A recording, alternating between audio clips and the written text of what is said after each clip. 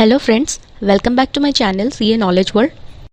तो आज हम जो डिस्कस करने वाले हैं वो है सीए फाइनल का एक chapter charitable political and electoral trust के सारे इम्पॉर्टेंट पॉइंट्स जो कि एग्ज़ाम में अभी तक आए हुए हैं।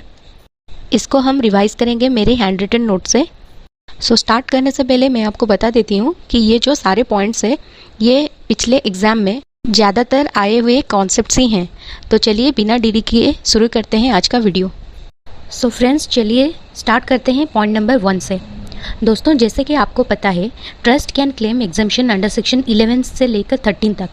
पर यहाँ पे अगर एक ट्रस्ट जिसका पर्पज़ है advancement of general public utility, तो यहाँ एग्जम्पशन क्लेम करने से पहले आपको ये देखना होगा उस ट्रस्ट का ट्रेडिंग इनकम कितना है परसेंटेज ऑफ टोटल इनकम का। अगर ट्रेडिंग इनकम अप टू 20% है तो ये एग्जम्पशन क्लेम कर सकता है। अगर 20% क्रॉस कर गया तो यहाँ पे उस ट्रस्ट को एग्जम्पशन नहीं मिलेगा। दोस्तों, याद रखना है ये कंडीशन सिर्फ advancement of general public utility purpose वाले ट्रस्ट के लिए एप्लीकेबल है। सो अब चलते हैं सेकंड पॉइंट पे। सेकंड पॉइंट पे कहता है पर्पस का मतलब है स्पेशल पर्पस फंड। उसके बाद वाला पॉइंट कहता है अगर एक ट्रस्ट फुल्ली रिलीजियस पर्पस के लिए बना हुआ है तो उसको मिले हुए सारे एनोनिमस डोनेशन टैक्सेबल नहीं होंगे, मतलब फुल्ली एग्जम्प्ट होंगे। तो उसके नेक्स्ट पॉइंट पे चलते हैं दोस्तों। सेक्शन 11 सब सेक्शन 2 ये क्या कहता है? आपको जैसे पता है कि आपको ट्रस्ट को सेटअप करने के लिए 85% ऑफ टोटल इनकम अलाउड है। पर यहाँ पर एक कंडीशन है, ट्रस्ट को एप्लीकेशन देना पड़ेगा 139(1) के ड्यू डेट से पहले इन फॉर्म नंबर 10 जो कि मैंडेटरी है। तो नेक्स्ट पॉइंट पे चलते हैं दोस्तों। यहाँ पर बोला हुआ है कि अगर ट्रस्ट एप्लीकेशन दिया है रजिस्ट्रेशन के लिए तो 6 मंथ के अंदर अंदर उसको अप्रूवल मिलना चाहिए। अगर 6 मंथ के अंदर अंदर कोई भी रिप्लाई नहीं आता या फिर अप्रूवल भी नहीं मिलता तो उसको डिम्ड रजिस्ट्रेशन माना जाएगा। नेक्स्ट वाला है कॉन्सेप्ट एनोनिमस डोनेशन का ट्रीटमेंट। दोस्तों, ये वाला जो ट्रीटमेंट है सबसे इंपॉर्टेंट है एग्जाम पॉइंट ऑफ व्यू से। यहाँ पर आपको क्या करना होगा, टोटल एक्चुअल जितना भी आपने एनोनिमस डोनेशन रिसीव किया है उसको यहाँ पर लिख दो, उससे लेस करो 5% ऑफ टोटल डोनेशन। यहाँ पर टोटल डोनेशन में आपको पर्पस को इंक्लूड करना है और 1 lakh rupees whichever is higher इसको लेस करना है। ये अमाउंट आएगा 5% ऑफ टोटल डोनेशन और 1 lakh rupees whichever is higher. इसको आपको टैक्सेबल करना होगा नॉर्मल रेट ऑफ टैक्स से, मतलब इसमें आपको एग्जम्पशन भी मिलेगा अंडर सेक्शन 11 अंडर सेक्शन 12 में। और इसको टोटल एनोनिमस डोनेशन से लेस करने के बाद जो अमाउंट निकलेगा वो टैक्सेबल होगा 30% से।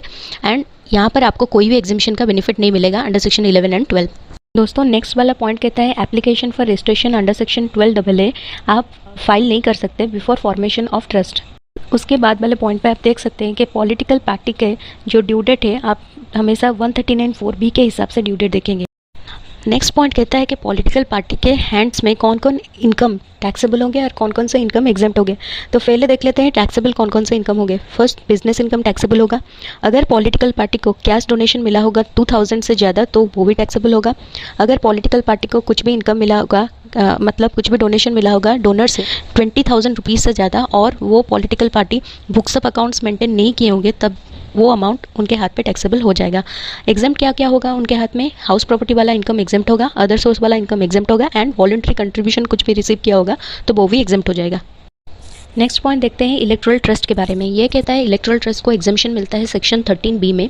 कब मिलेगा? अगर इलेक्टोरल ट्रस्ट 95% ऑफ उसके टोटल डोनेशन प्लस जो ब्रॉड फॉरवर्ड होके आए होंगे सरप्लस, तो उसका 95% अगर वो पॉलिटिकल पार्टी को कंट्रीब्यूट करता है तभी उसको एग्जम्पशन मिलेगा 13B में। तो फ्रेंड्स, उसके नेक्स्ट वाले पॉइंट पे आप लोग देख सकते हैं section 56(2)(x is not attracted in respect of value of property received by a trust और institution registered under section 12AA। मतलब ट्रस्ट को 56(2)(x वाला प्रोविजन एप्लीकेबल नहीं होता है। उसके नेक्स्ट वाला पॉइंट कहता है अगर एक ट्रस्ट दूसरे ट्रस्ट को कर्पस डोनेशन दे रहा है तो ये जो अमाउंट है ये परमिसेबल नहीं होगा डिडक्शन के लिए। नेक्स्ट वाला point is trust always follows cash system of accounting. मतलब यहाँ पर ट्रस्ट एक्यूरल सिस्टम फॉलो नहीं करता, कैश सिस्टम हमेशा फॉलो करता है।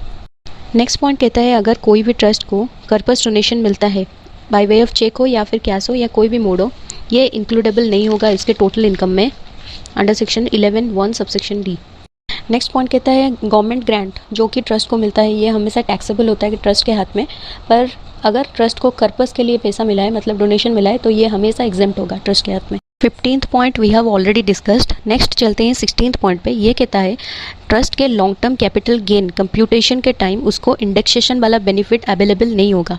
नेक्स्ट 17th पॉइंट ये कहता है कि अगर ट्रस्ट कोई भी पेमेंट किया होगा एक्सपेंसेस का क्रश चेक पे तो ये जो एक्सपेंस है डिसअलाउ हो जाएगा अंडर सेक्शन 40A(3).